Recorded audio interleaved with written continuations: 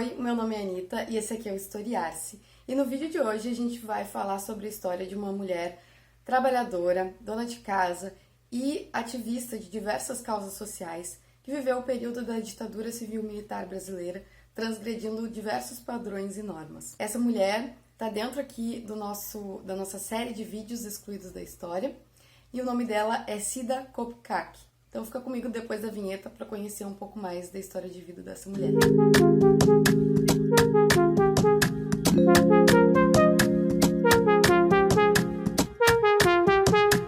Antes de tudo, eu quero pedir para te se inscrever aqui no Historiar-se, seguir a gente também lá no nosso Instagram, que tem diversos conteúdos diferentes do que a gente posta aqui. E aqui no Historiar-se, então, a gente tem vídeo 2 vezes por mês, mais ou menos, todo domingo ao meio-dia.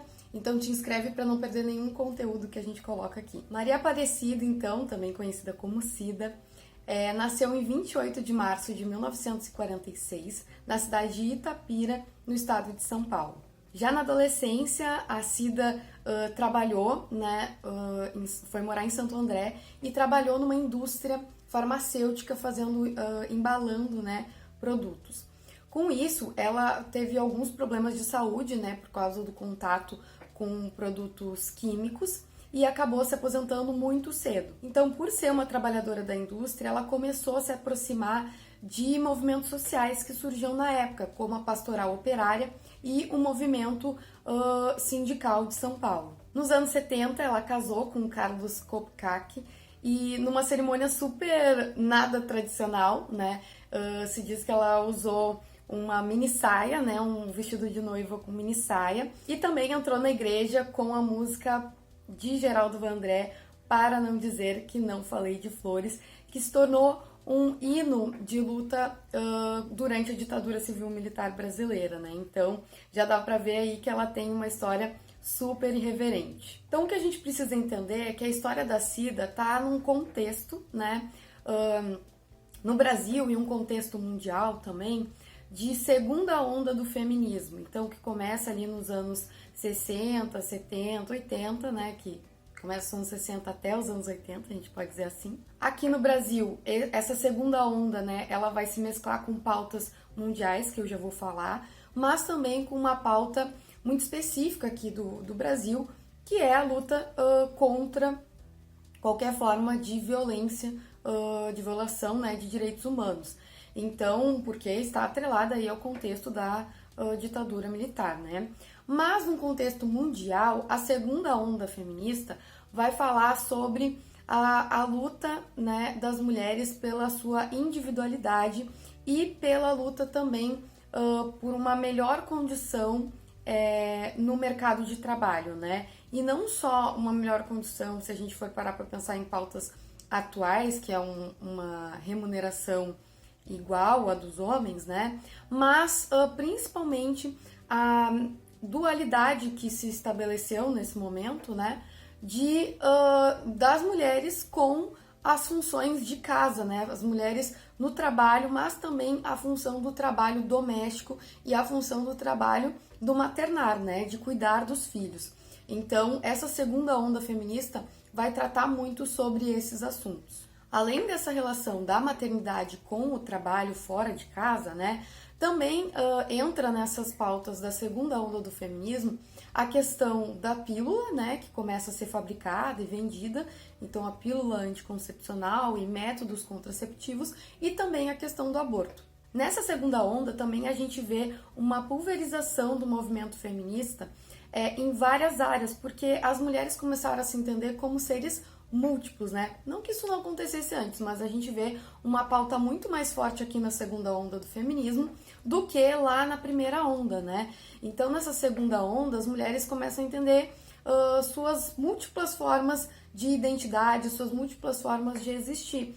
Então, a questão negra, a questão, não só negra, mas a questão da identidade racial, a identidade de classe, a identidade de território, Então, tudo isso vai começar, a identidade da sexualidade, a identidade de todas essas questões começam a aparecer dentro das pautas do movimento feminista com mais força aqui na segunda onda.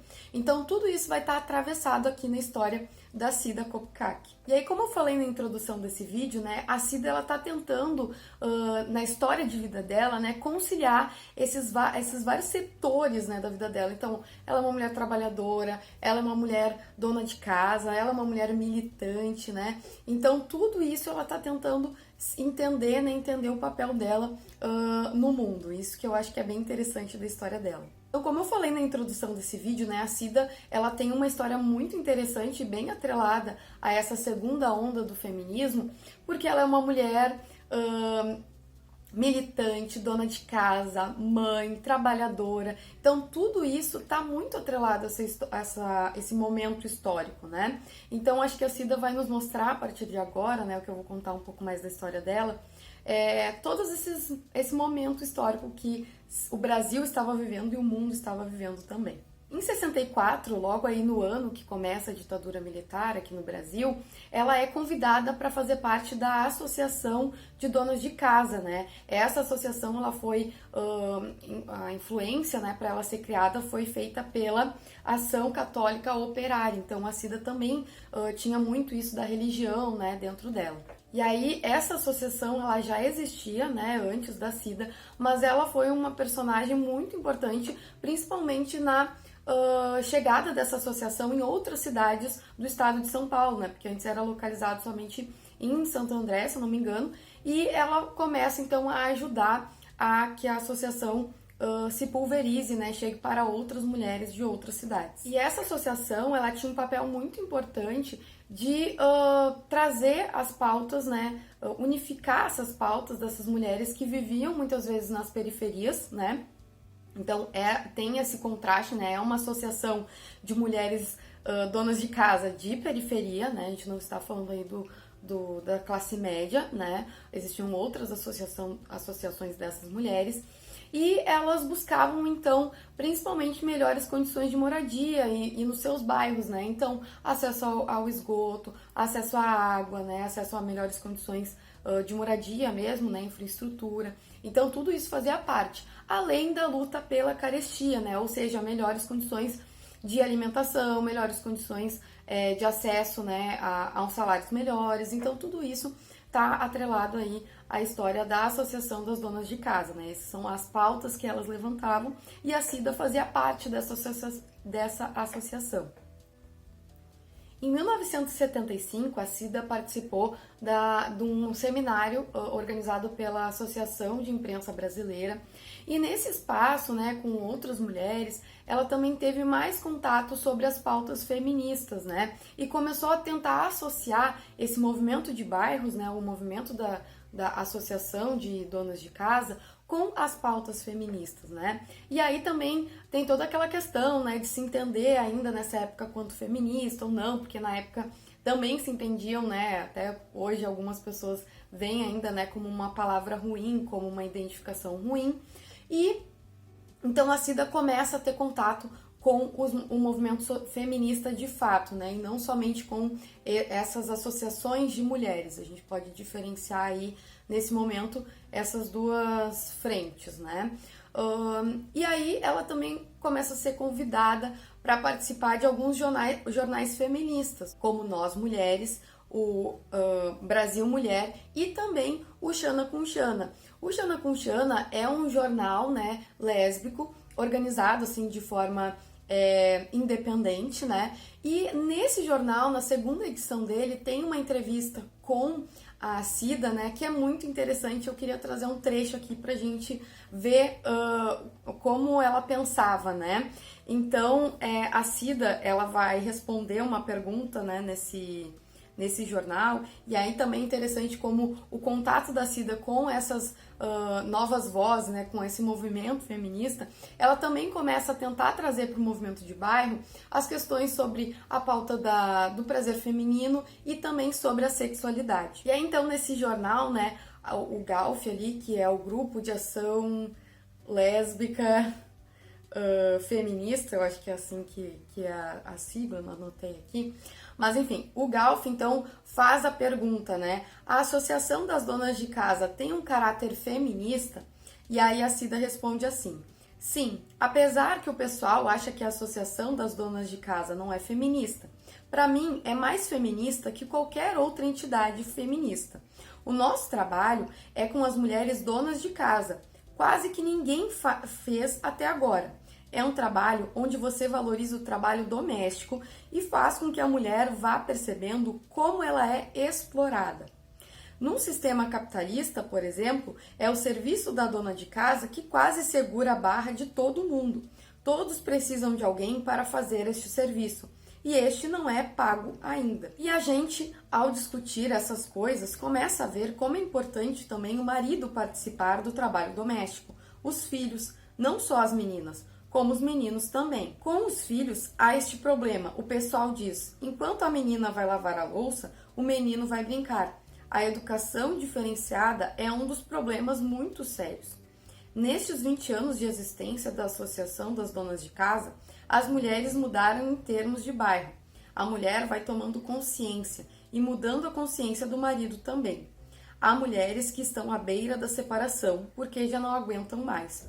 Só que muitas aguentam o marido porque não tem uma profissão, uma forma de ganhar dinheiro para se sustentar. Então, eu recomendo assim a leitura inteira, né, dessa entrevista, porque é muito legal a gente ver as coisas que permanecem até hoje, as coisas que a gente conseguiu avançar, né, enquanto movimento social, enquanto movimento feminista.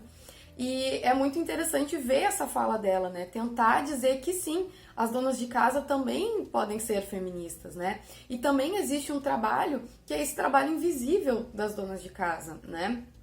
Então, que eu recomendo muito aqui, que no Historiarte a gente tem um vídeo falando sobre isso, né, baseado no livro da Silvia Federici, sobre o trabalho doméstico, né, o segundo livro lançado dela aqui no Brasil, também pela editora Elefante. E a gente vê que é um trabalho muito invisível, né? E eu acho que isso é uma das pautas que a gente ainda precisa avançar muito nos tempos atuais, mas que aqui a Cida já falava com grande propriedade, né?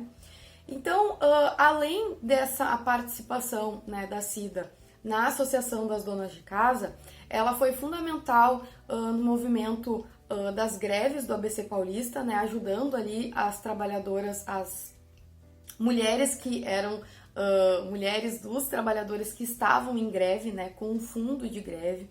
A Cida também participa da fundação do Partido dos Trabalhadores. Nos anos 80, ela também foi parte fundamental do movimento de luta por creches, né, que conseguiu 300 creches para São Paulo. Na época só existiam 3 creches, né, e esse movimento então foi super importante, porque a gente sabe que a mulher ela não vai conseguir sair para trabalhar se os filhos ficarem em casa, né, ela precisa ter, se ela não tem uma rede de apoio, né, quem ficar com esses filhos, ela precisa ter as creches. Então a Cida aí também foi super importante nesse movimento. Por fim, nos anos 90, a Cida também participou de um movimento que eu acho tem tudo a ver com a época, mas hoje em dia a gente fala muito mais sobre as questões ambientais, né? E ela participou da fundação do Grupo Feminista Verde e Lilás, que tentava conectar então essas pautas ambientais com hábitos cotidianos, né? Então acho super interessante assim essa história desse grupo aí nos anos 90. A Cida, ela falece em São Paulo também, em 1992, e ela deixa um legado, então, para nós com essa história maravilhosa de vida, né, que eu acho que é muito interessante a gente conhecer e estudar mais.